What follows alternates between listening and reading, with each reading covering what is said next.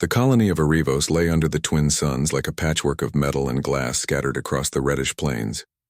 Windstorms swept through the canyons, lifting red dust that sparkled faintly in the sunlight. For most humans, this was a harsh world, barely habitable, but to Captain Elias Varn it was home.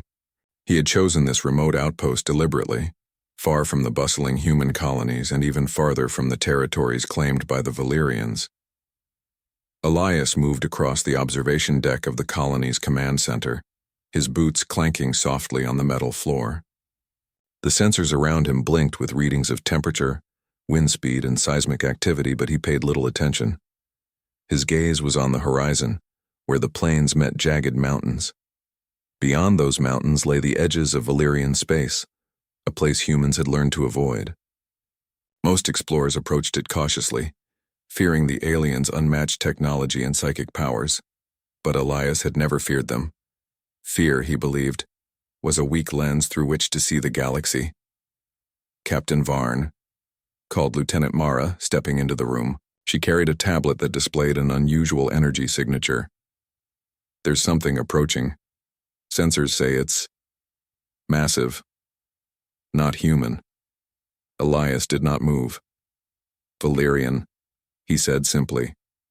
Mara hesitated. The name alone carried weight. The Valyrians were an empire unlike any other in the known galaxy.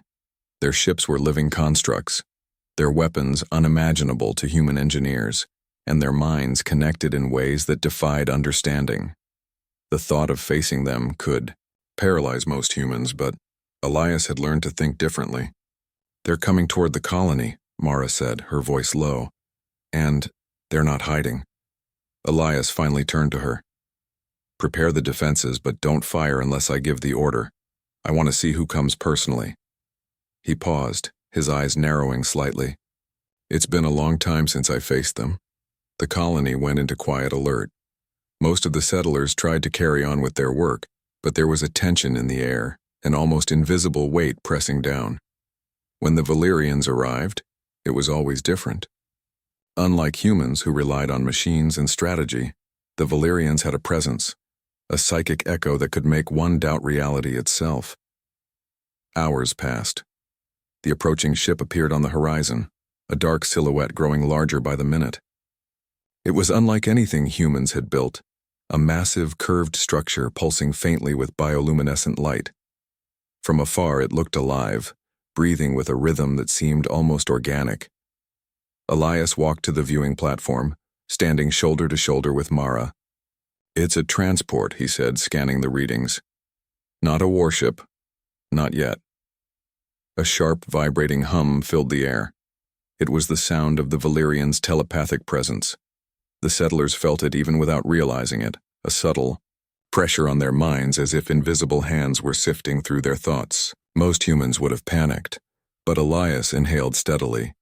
He had experienced this before. Fear, he knew, only made one predictable, and humans thrived when they were unpredictable.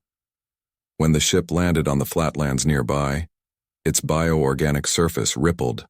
The landing was silent, almost elegant, as if the ship respected the planet it touched. From the opening emerged a figure larger than any human. Its limbs were long, fluid, moving with precision, and its head bore a crown-like structure that pulsed faintly. But it was not its appearance that drew attention. It was the voice in their minds, clear, commanding, and strangely calm. Elias Varn, the voice said. Every human present felt it as if it had been whispered directly into their thoughts. You have remained distant. Why? Elias felt Mara stiffen beside him. The voice was not just communication, it was judgment. Most humans would have faltered under such an interrogation, but Elias kept his posture straight. He had been asked this question many times in his life, though never so directly, never with the weight of an entire empire behind it. I watch, he said slowly. I learn. I wait. The voice carried amusement, like a predator observing a curious creature.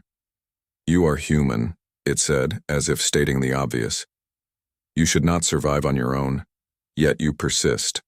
Why? Elias looked up at the figure now descending from the ship. It moved with grace, each step precise. He could see its eyes, or what he assumed were its eyes, reflecting a strange intelligence. And then he understood. This was the alien, Queen's personal envoy, a being chosen to represent the authority of the Valyrian Empire itself. "I observe because humans are more than you imagine," Elias said. His voice was calm, steady.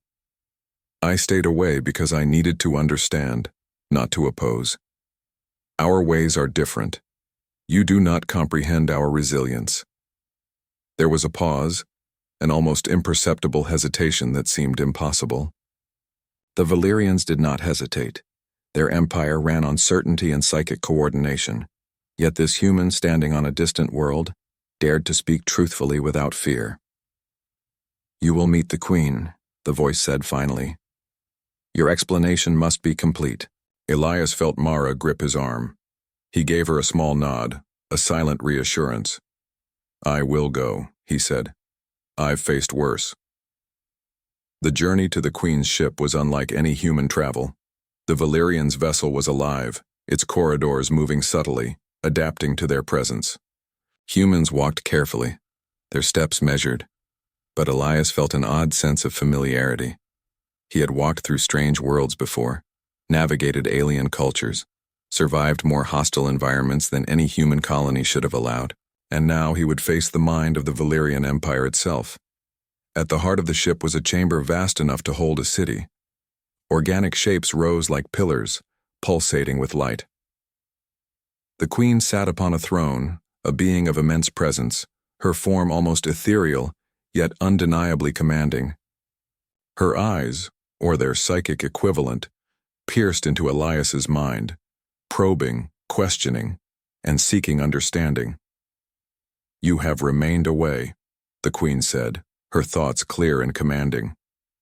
"Humans are reckless. You should have submitted, yet you stayed distant. Explain." Elias swallowed, though not from fear. He wanted his answer to carry weight, to resonate in a way that mere words could not. "I stayed away," he said, "because humans are not controlled by fear or hierarchy alone. We survive, because we adapt, because we endure, because we learn when to act and when to observe. To meet you unprepared would have been foolish. I wanted to understand the strength of your empire, the depth of your power, before any negotiation or conflict could begin." The Queen's presence shifted slightly, an imperceptible movement that spoke volumes. She was not used to being challenged, and certainly not with such calm honesty. Her empire thrived on obedience, and yet here stood a human who did not bow, who did not hide, who did not lie. "You speak of observation," the Queen said, her thoughts rippling through the chamber. "Yet observation alone does not justify defiance." "I do not defy," Elias replied. "I prepare. Humans survive through preparation, through understanding, and through unpredictability. You cannot control what you cannot anticipate. That is why I stayed away." The Queen remained silent for a long moment. Her psychic presence was immense, pressing against the edges of Elias's mind, testing him, probing for weaknesses. But he stood firm. Humans were resilient in ways the Valyrians could not measure. They relied on machines, on psychic networks, on absolute control. Humans relied on courage, on intuition, and on spirit. "You are unusual," the Queen finally said, almost as if tasting the word. "Most humans would have cowered, fled, or obeyed without question. Yet you speak with clarity and calm. Why?" Elias took a steady breath. "Because I have learned that fear is a chain. Humans do not need chains. We survive by choice, not by compulsion. I stayed away because I respected the danger and respected the truth about ourselves. We are unpredictable, resilient, and we endure. That is why I remained distant, to prove that we are not so easily controlled." The Queen's silence stretched, longer than any human could bear. The room seemed to hold its breath. And then something remarkable happened. In the vast psychic corridors of the Valyrian mind, a flicker of understanding appeared. Not submission, not obedience, but recognition. Elias realized that the Queen, despite her power, had been unprepared for the human perspective, not because it was weak, but because it was different. Humans did not operate on psychic dominance or rigid hierarchies. Humans operated on spirit, on ingenuity, on resilience, and that made them formidable in ways the Valyrians could not yet comprehend. "You may speak freely in my presence," the Queen said, finally breaking the silence. Her voice was softer now, less like a command and more like curiosity. "Tell me everything you have learned about us, every detail, every weakness, every strength." Elias nodded. He knew this moment was rare. Most humans would never have this opportunity, to speak openly, to share truth without fear, to show that humanity was not to be underestimated. That was his purpose, and he would not waste it. As he began recounting his observations, the Queen listened. Her empire, vast and unyielding, had never faced a human who could articulate such clarity. And for the first time, Elias felt a strange kinship with a being that had once seemed untouchable. Not as equals, perhaps, but as forces that could, if careful, understand each other. And as he spoke, a quiet certainty settled in Elias's mind. Humans had survived countless worlds, countless threats, countless wars. They had endured because they were human, and even here, facing the most powerful alien in. Elias stood in the heart of the Valyrian ship, his mind alert but steady. The chamber was vast, filled with organic shapes that pulsed and shifted as if the ship itself were alive.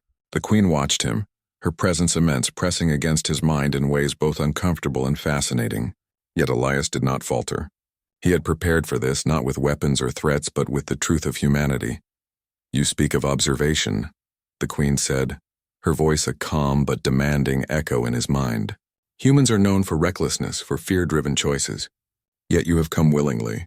Explain why your species has survived against odds that would have destroyed others." Elias inhaled slowly. He chose his words carefully, for they were more than words, they were a demonstration of what humans could do. "We survive because we do not rely solely on strength or on fear or on order. We survive because we adapt, because we learn, because we endure. Every challenge, every danger, every enemy teaches us something. Every failure is a lesson, and every lesson becomes a weapon for the next trial." The Queen's presence shifted. There was curiosity there now, mingled with caution. "You speak as if humans are invincible," she said almost mockingly. "You are weak, fragile. Your bodies cannot match our strength, your minds cannot match our network. Yet you claim resilience. How?" Elias stepped closer, his gaze unwavering. "Strength is not only muscle or psychic power. Strength is mind, courage, creativity, and will. We do not wait for certainty. We act when we must, even when the outcome is unknown. That is how we survive. That is how we endure. That is why I stayed away. To understand the unknown, to see danger fully before facing it, and to ensure we could act without being broken." The Queen studied him silently, her psychic presence probing his mind, trying to find deception, doubt, or weakness. There was none. What she found instead was clarity, courage, and unwavering honesty. Few humans had ever faced the Valyrians with such directness. Most cowered or obfuscated. Most feared speaking the truth to one so powerful. "You speak of lessons and endurance," she said finally, her tone neutral. "Give me examples. Show me that your words are not empty. Show me why humans are worth noticing." Elias nodded. He began recounting stories from human history, choosing events that demonstrated ingenuity, resilience, and courage. "On Earth," he began, "our ancestors faced countless threats. Ice ages, diseases, predators, wars, and even ourselves. And yet we survived. We learned from mistakes, rebuilt from ruin, and explored beyond the boundaries that seemed impossible." He paused, seeing the Queen's curiosity intensify. She was listening not with ears but with her mind, sensing the emotions behind his words. "Our first starships," he continued, "were fragile, barely able to leave our planet. Many failed, many lives were lost, but each failure taught us something. Each mistake made us stronger, smarter, more capable. We did not despair. We did not surrender. We adapted. We endured. That is human nature." The Queen's psychic presence seemed to ripple, almost as if disturbed by his words. Humans were unpredictable, yes, but Elias was describing more than unpredictability. He was describing growth, ingenuity, and survival against overwhelming odds. "We have faced enemies greater than ourselves," Elias said, his voice firm. We have faced machines designed to destroy us, diseases that kill without mercy, natural disasters that can wipe out entire populations. And each time we survive. Not because we are the strongest, but because we refuse to give up. Our survival is a choice, not a guarantee. The Queen's silence stretched. Elias continued, sensing that the impact of his words was growing. We have also learned to cooperate across differences.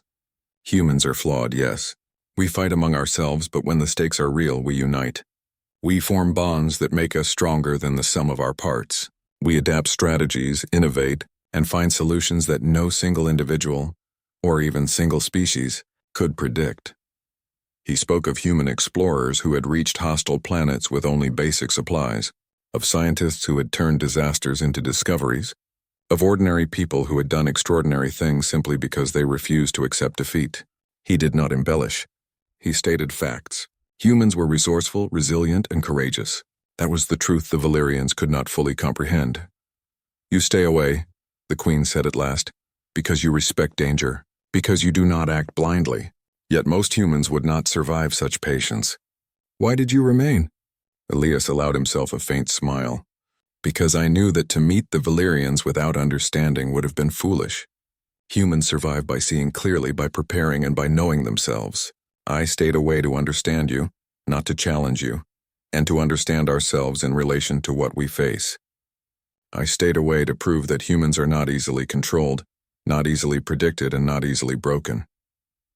The Queen leaned forward slightly, her thoughts probing deeper. She had expected fear, caution, or subservience. She had expected deceit. Instead, she found clarity, honesty, and a defiance rooted not in arrogance, but in understanding.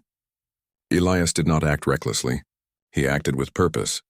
You claim humans are unpredictable, she said slowly, yet you act within limits. You choose when to engage. How can such restraint create the strength you claim? Because strength is not only action, Elias replied. It is patience. It is observation. It is learning when to strike and when to wait. Humans are dangerous not because we act without thought, but because we understand when to act and why. That is why I stayed away. That is why I observe first and act when the moment is right. That is how humans survive against powers far greater than themselves. The Queen's psychic presence pulsed as if absorbing this truth. For centuries, her empire had assumed control through absolute authority. She had faced enemies and conquered, bending them to her will. But humans were different. Their strength was not in domination, but in spirit, ingenuity, and resilience. They were an unknown variable, impossible to fully control. Elias saw a flicker of something unexpected. Respect. Not fear, not submission, but genuine acknowledgement. The Valyrians were creatures of logic and psychic power, yet here was a human who embodied principles that could not be measured. You speak of unpredictability, she said finally. You speak of courage and endurance, and yet you are a single human. How can one person represent the strength of an entire species? Elias met her gaze evenly. One human may be small, but humanity is many. We are billions. We are everywhere, growing, learning, surviving. One person can show the truth of what humans are capable of, and one truth, shared with the right mind, can echo across worlds. I am that truth. The Queen paused, her thoughts moving faster than any human could follow. She could feel the weight of his words, the clarity of his reasoning, and the courage behind them. Humans were not machines to control. They were living forces, capable of extraordinary endurance and creativity. They thrived in chaos, in danger, in uncertainty. And you stayed away, she said, almost in awe, because you understood all this, because you knew what humans are, and you respected it, not out of fear, not out of weakness, but out of understanding. Is this why you remain distant? Elias nodded. Yes. I stayed away because humans are dangerous only when they are underestimated.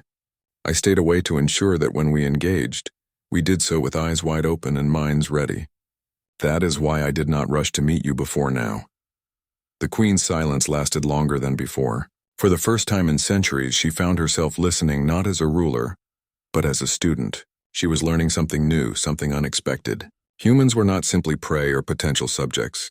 They were unpredictable, resourceful, and alive in ways her empire had never fully comprehended. You speak boldly, she said finally, her presence shifting from judgment to curiosity. Most would tremble, yet you do not. You understand what humans are capable of, and you speak with confidence. Perhaps there is truth in what you say. Elias allowed himself a small, quiet sigh of relief. This was not victory, not yet, but it was recognition. The Valyrians had assumed humans would submit, would act predictably or fail. Elias had shown that humans were none of these things. Humanity survives, he said simply. Because we endure, because we adapt, because we learn, and because we refuse to be broken. That is the truth of who we are. That is why I stayed away. That is why we will continue to survive, even against powers like yours. For a long moment, the Queen did not respond. Then finally she spoke. Not as a ruler demanding obedience, but as a being attempting to understand. Perhaps humans are more dangerous than I believed. Perhaps your patience, your clarity, and your courage are strengths I have not yet encountered in a single species. You have made me reconsider. Elias stood tall, knowing he had achieved more than a simple explanation.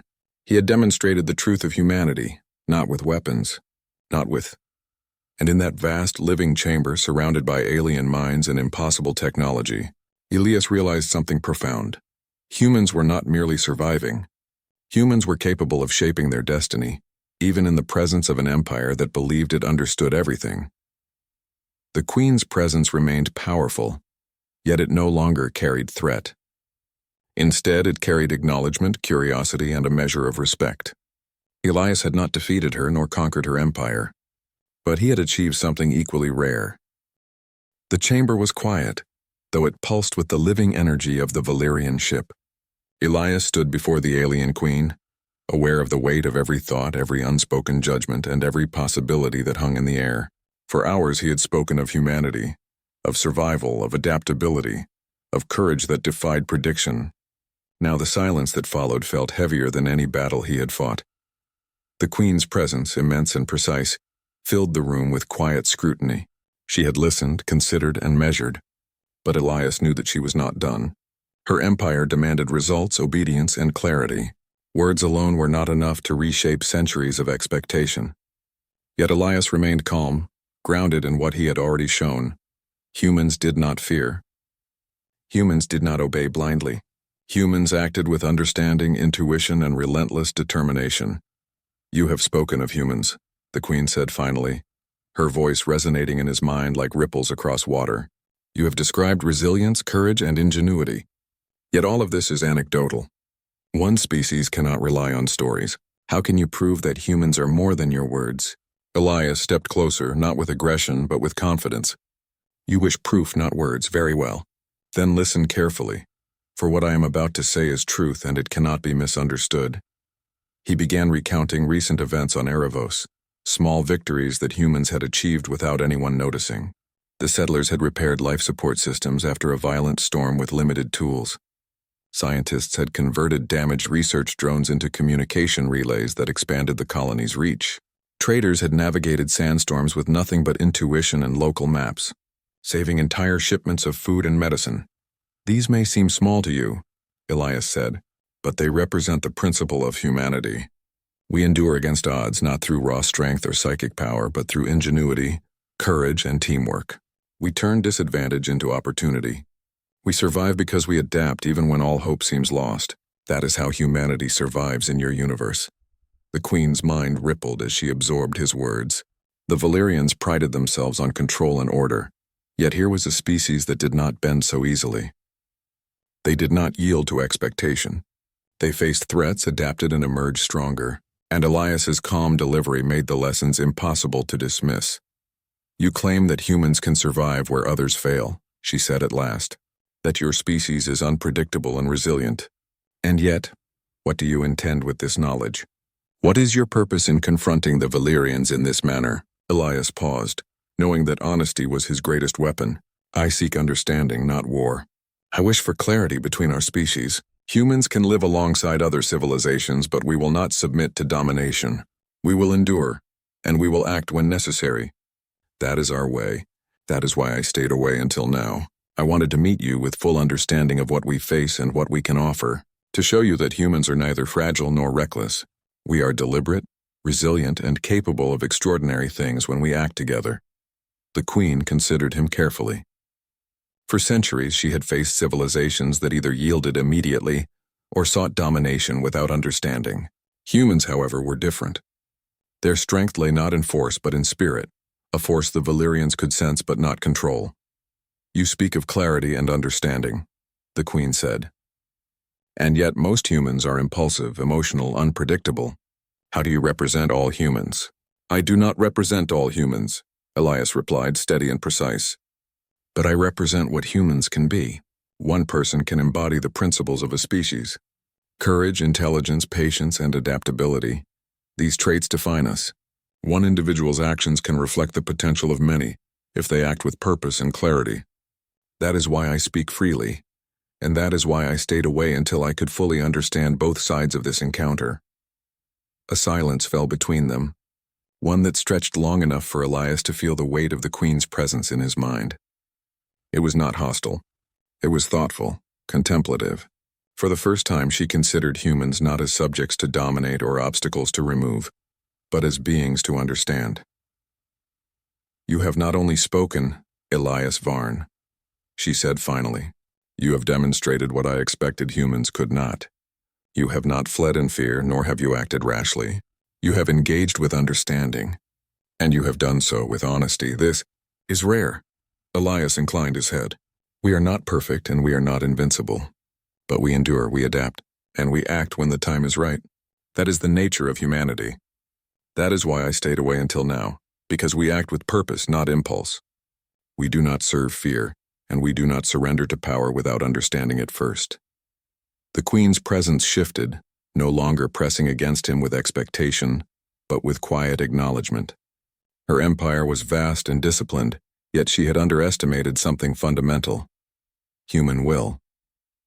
Their resilience was not measured in weapons, psychic power, or domination. It was measured in spirit and determination, in the capacity to endure and adapt. "You speak with truth," the Queen said, her thoughts rippling through the chamber. "I expected fear or hesitation or even deception. Instead, you speak with clarity and courage. Perhaps I misjudged humans." Elias nodded slowly. He had not sought to impress her nor to manipulate. He had sought only to communicate the truth of his species. And now that truth had begun to resonate even with the most powerful being he had ever encountered. "For centuries," the Queen continued, "my empire has assumed dominance over species that lack foresight or strength. We conquer, we assimilate, we control, yet you have shown that humans cannot be understood in the same terms. You are unpredictable, resilient, and capable of unity that defies calculation. That is remarkable." Elias allowed himself a faint smile. "Humans have survived worlds, wars, and threats far greater than any single species could face alone. We endure because we act with purpose, because we understand, and because we refuse to be broken.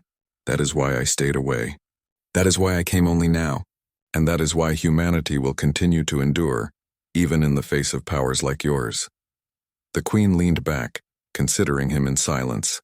The chamber seemed to hum with her thought, but it was no longer a weight pressing against his mind. It was acknowledgement, understanding, and curiosity. Elias could sense it, feel it like a subtle shift in the air. "You have not only explained," she said finally. "You have demonstrated that your species is not to be underestimated. You have not acted rashly, nor have you submitted. You have spoken truth, and you have remained unbroken. This is unusual, rare even." Elias met her gaze evenly. "It is the way humans endure. We survive, adapt, and act with clarity. We are not invincible, but we are persistent. That is our strength." For a long moment, the Queen did not speak. Then she said, "Perhaps there is merit in your approach. Perhaps humans are not the species I expected. Perhaps an alliance, temporary though it may be, is wiser than confrontation." Elias's heart quickened, but he did not allow it to show. He had not come seeking rewards or recognition. He had come to communicate the truth of humanity. Yet the Queen's words carried something extraordinary: respect. A recognition that humans, underestimated and resilient, could not be silenced, controlled, or ignored. "An alliance," he said carefully, "would allow both our species to understand each other better. Humans do not seek domination, only survival and growth. If your empire can recognize that, we can avoid unnecessary conflict and work together when necessary." The Queen's presence rippled through the chamber once more. "I will allow it," she said. "Not because I trust humans fully, but because your words, your honesty, and your clarity demand acknowledgement. You have made a statement no Valyrian could ignore. For that, I grant this measure of cooperation." Elias inclined his head, understanding the significance of her decision. This was not submission, nor was it victory in the conventional sense. It was acknowledgement, recognition of the human spirit, its resilience and its capacity to endure against odds no empire could fully predict. "Humans will honor this understanding," he said. "We will act with clarity, integrity, and purpose, and we will continue to endure, no matter what challenges the galaxy presents." The Queen remained silent for a long time, her thoughts moving faster than any human could follow. She had encountered many species in her rule, yet few had confronted her presence with such calm honesty and unwavering purpose. Elias had not only answered her question, he had challenged her understanding of strength, resilience, and survival. For the first time, the Valyrian Empire faced a species that could not be measured or controlled by conventional means. Humans were unpredictable, resourceful, and enduring. They did not submit easily. They did not falter in the face of fear. They acted with understanding, with courage, and with a spirit that no empire, no matter how vast, could fully suppress. "You have spoken, Elias Varn," the Queen said at last, her voice calm but carrying weight. "And your words have silenced doubt. Not because I am weak, but because you have shown that humans are not to be ignored." Elias allowed a faint smile. "It is the truth of humanity. We survive because we endure. We adapt and we act with understanding. That is why I stayed away. That is why I speak freely now. And that is why humans will Kanti,